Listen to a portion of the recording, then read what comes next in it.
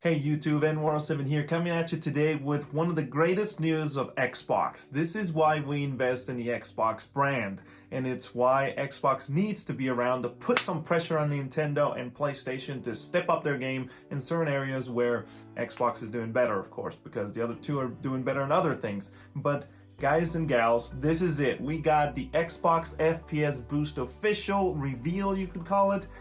Look, this is something that was promised last year. I'll leave a link in the description for that article, but I'll leave a link in the description for this article where we discuss the Xbox FPS Boost mode. It will not cover all titles as I hope it would going to do, but it definitely brings some titles, and looks like it's going to be sort of a popular based on demand, sort of like the optimized for Xbox One X update that we saw for the Xbox One X optimized games, and then the Xbox 360 backwards compatibility titles, and then the original Xbox backwards compatibility list. All those were based on demand per se, and then they were added in. Of course, this one, they say it's not gonna have to have developer input as to an update to the game. It's just gonna work.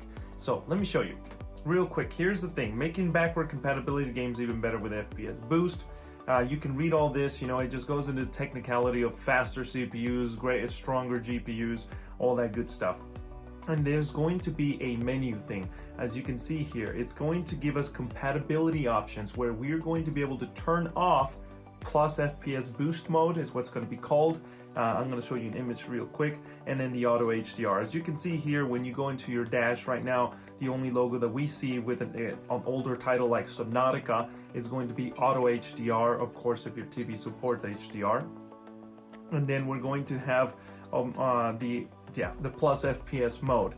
That mode is what's going to give us, they say here, let me find it for you because I am interested in this. It says that it will be able to, anyway, somewhere in here it says we're going to be able to have double or quadruple FPS. An example of that, the titles that they're going to be releasing this feature for right now, they say they're going to talk more about it as the spring update comes along. That's what I was expecting. I was expecting them to sort of do a beta run per se, or a public beta of this feature on some games before the spring update, and then we would see the full-on assault on spring update. And if you want to stay put on those things, don't forget to hit subscribe and a bell and a like along the way so you get notified whenever those kinds of videos come out. And the playlist on top for the Xbox Series X versus all the other consoles, or the Xbox Series S versus all the other consoles. And then when I put the Xbox Series X and the Xbox Series S playlist, I'm going to be putting Far Cry 4 later today as the recording of this video for you, so you can see if this thing actually works. Of course, if the update works. I'm downloading the games right now, but as soon as Far Cry 4 enables that feature, I'm going to be sending that video out your way, so stay put. So as you can see, we're going to have Far Cry 4, New Super Lucky's Tale, and this interesting thing with New Super Lucky's Tale is that it's going to run at 120 FPS. That's right. We're going to have all the way up to 120 FPS. The possibility of that's pretty dope, especially for older shooter games, for you guys and gals that like to play your old classical shooters, kind of like, let's say, Battlefield 4 would be nice to have a 60, even 120 FPS mode that, for those that are not a fan of the current Battlefield status.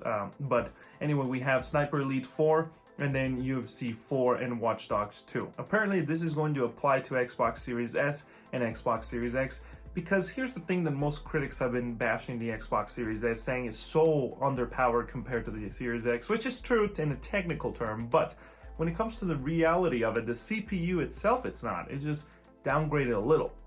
So FPS is not necessarily an issue, and most games are GPU dependent. Therefore, resolution on the current spectrum of how games are made, majority of console games are optimized for GPU on the resolution. They don't have much CPU dependency. And then so the FPS is quite of an easy thing to go up. And if you disagree, let me know in the comment section below and let's talk about it. But anyway, yeah, you're looking at that. UFC, for example, it says it'll deliver an improved frame rate and performance on the Series S, and now runs up at 60 FPS. But yeah, you're going to be able to turn this thing on and off in case maybe the game's broken at that resolution. I noticed Subnautica. One of the issues here with Subnautica, and invite you to check out my video on that game, Little Bubble on Top. Definitely that game, some of the stuff when you enable 60 FPS, some of the building animations will still be 30 while your character is 60.